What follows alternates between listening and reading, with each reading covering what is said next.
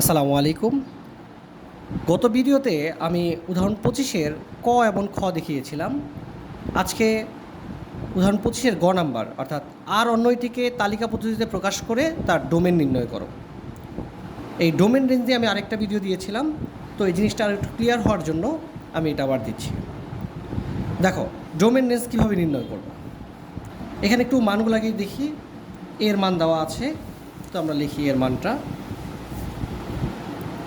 a is equal to 4, 5, 6, 7। আরেকটা শর্ত দেওয়া আছে, শর্তটাও লিখি। r is equal to x, y, x এর উপাদান a, y এর উপাদানও a, এবং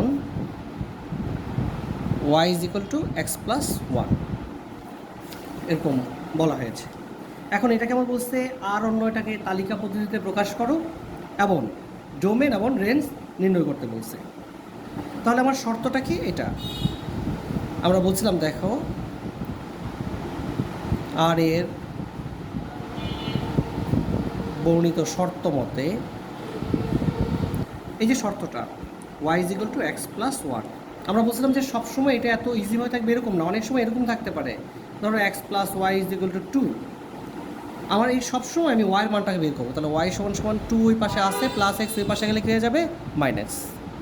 অর্থাৎ ওয়াইটাকে এই পাশে রেখে বাকি সবগুলোকে ওই পাশে পাঠিয়ে দিব।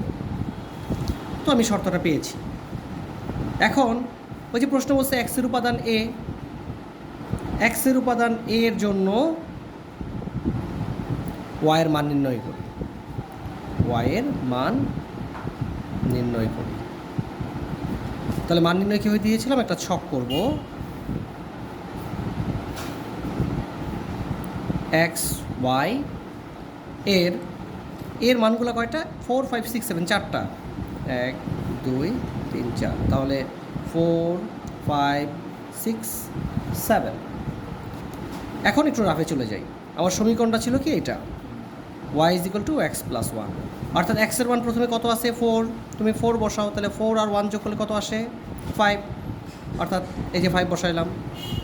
এরপর হচ্ছে পরবর্তীতে মান আসছে কত? 5। অর্থাৎ যে 5 বসাইছি, 5 প্লাস 1 কত আসে? 6। আবার লিখি শর্তটা, মান আছে কত? 6। অর্থাৎ এক্সের জায়গায় 6 বসালে কত আসে? 7। আবার যদি 7 বসাই কত আসে? 8। অর্থাৎ 6 বসালে 7, 7 বসালে 8। এখন খেয়াল করে দেখি যে এই যে শর্তগুলো আছে, এই যে মানগুলো পেয়েছি, এগুলো কোনটা শর্তের বাইরে? এর মান আছে 4, 5, 6, 7। দেখো তো কোথায়? 5 আছে, 6 আছে, 7 আছে, কিন্তু 8 কি আমার শর্তের ভিতর পড়ে না। তাহলে 8-এর এই ঘর আমি নিতে পারবো। অর্থাৎ কী লিখবো? 8 ইজ নট এলিমেন্ট অফ এ। 8 হচ্ছে এর উপাদান নয়। এই জন্য 7 আর 8 এটাও আমার আর এর উপাদান হিসাবে আসবে না, অর্থাৎ এই মানটা আমি নিতে পারবো না। তাহলে আমাকে বলছে যে তালিকা পদ্ধতি, অতএব নির্ণেয় অন্যয়। আর বলেছে এই জন্য আর কী কী আছে? 4, 5, 5, 6, 6, 7। আমি মানটা পেয়েছি। এখন আমাকে বলছে ডোমেন এবং রেঞ্জ। এখানে ডোমেন চেয়েছে, দুটোই আমি দেখা যাচ্ছি ডোমেন। আমরা বলেছিলাম ডোমেন কাকে বলে? কোনো ক্রমজোড়ের প্রথম উপাদানকে ডোমেন এবং দ্বিতীয় উপাদানকে রেঞ্জ বলে। তাহলে ডোমেন প্রথম উপাদান কত আছে? 4, 5, 6। তাহলে লিখলাম 4, 5, 6। আর